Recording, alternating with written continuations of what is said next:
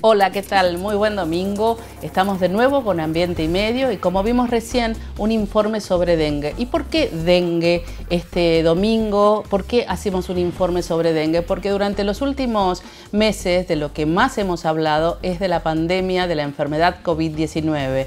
Pero no tenemos que olvidarnos que cerca nuestro, un amigo de un amigo, el vecino, un pariente, se nos ha acercado o nos ha dicho que tiene dengue, que ha sido picado por el mosquito Aedes aegypti sin haberse dado cuenta y padece dengue. Con lo cual esa es una epidemia que nosotros en Argentina estamos padeciendo durante estos últimos meses con una gran cantidad de casos, mayor a otras epidemias que hemos tenido en años anteriores. Para hablar de la relación del mosquito con el cambio climático, cambio global o aumento de la temperatura, estoy en contacto con Aníbal Carbajo, que es biólogo, es investigador de la Universidad de San Martín, que lo estoy saludando en este momento. ¿Cómo estás, Aníbal? Gracias por estar con nosotros este domingo. ¿Qué tal? ¿Cómo estás? La idea para completar lo que vimos en el informe, donde estaba Nicolás Schweigman y Tomás Orduna, ambos también que vienen trabajando y investigando todo lo que tiene que ver con dengue y con el mosquito, me gustaría tu opinión para que nos cuentes cuál es esa, realmente si es que existe una relación directa entre el aumento de la temperatura, es decir, todo este cambio global, cambio climático y el mosquito, por supuesto después la enfermedad de dengue.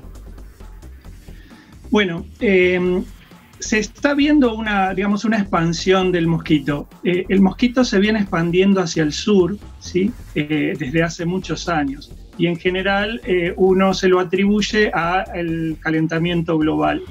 Sin embargo, lo que también se ve es que está asociado al aumento de la población en las ciudades.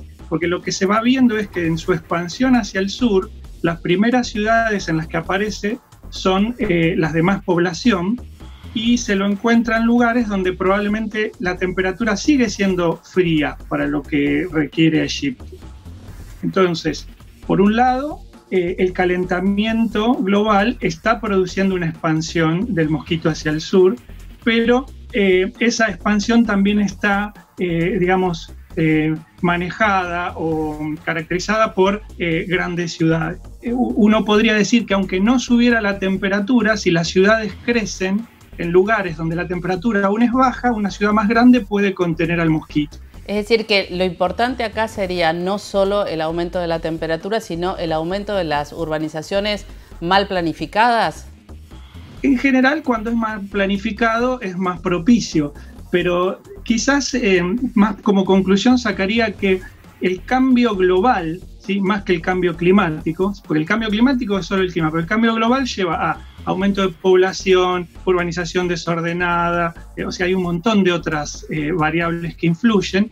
Entonces, ese cambio global está permitiendo que el mosquito se expanda hacia el sur. Pero y específicamente, ¿por qué esta mayor urbanización hace que haya más Aedes aegypti? Bueno, no lo sabemos, pero tenemos algunas hipótesis.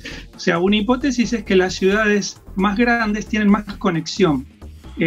Recordemos que Aegypti puede colonizar ciudades como huevo en recipientes. Entonces, ciudades más grandes por ahí tienen más flujo de contenedores o de productos que puedan traer el huevo. Otra hipótesis es que haya una pequeña isla de calor. Este fenómeno de que las ciudades más grandes generan una temperatura un poco más cálida. Pero la isla de calor es muy variable, o sea, a veces, por ejemplo, durante el día puede ser más fría, durante la noche más cálida, entonces es un poco loca y la hipótesis, ¿no?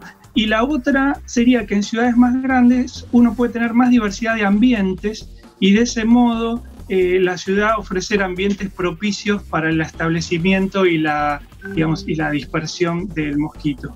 Quizás lo que está sorprendiendo en esta epidemia que estamos ahora es la muy alta incidencia en la ciudad de Buenos Aires y provincia de Buenos Aires, pero en general uno ya tiene definido que las zonas del norte y las zonas muy pobladas de Córdoba y el conurbano bonaerense son riesgosas, ¿no? Ahora, acabas de decir justo el punto clave, ¿no? Con este aislamiento de estos meses, parece como que ha habido un rebrote en la ciudad de Buenos Aires. ¿Cuál es la relación directa entonces entre el aislamiento y más casos de dengue, por ejemplo, en la ciudad de Buenos Aires?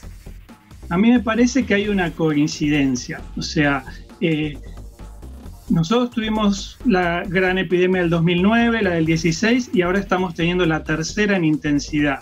Y esta epidemia se desató y empezó quizás antes que el problema del COVID. Es más, yo esperaría que con la cuarentena debido al COVID, la expansión del dengue podría disminuir, ¿sí? Porque la gente no se está movilizando, y en el dengue también el virus se expande con la gente que se mueve y no tanto con el mosquito. Ya habrán mencionado, el mosquito no vuela tanto, no va a estar, imagínense que puede dispersarse, pero no lo va a hacer en tiempos de días o semanas, en el sentido de expandirlo por ciudades y esas cosas, ¿no?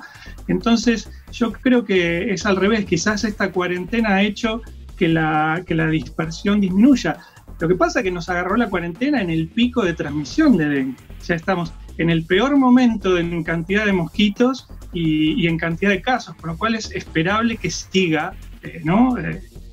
Hasta al menos hasta que baje la temperatura, sobre todo en Buenos Aires, sí, no estoy hablando del norte.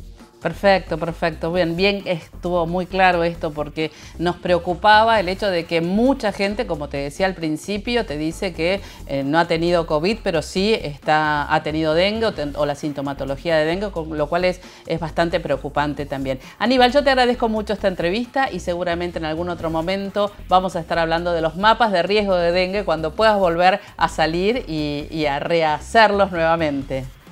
Dale, buenísimo. Gracias, Aníbal, por estar con nosotros. Seguimos con más Ambiente y Medio.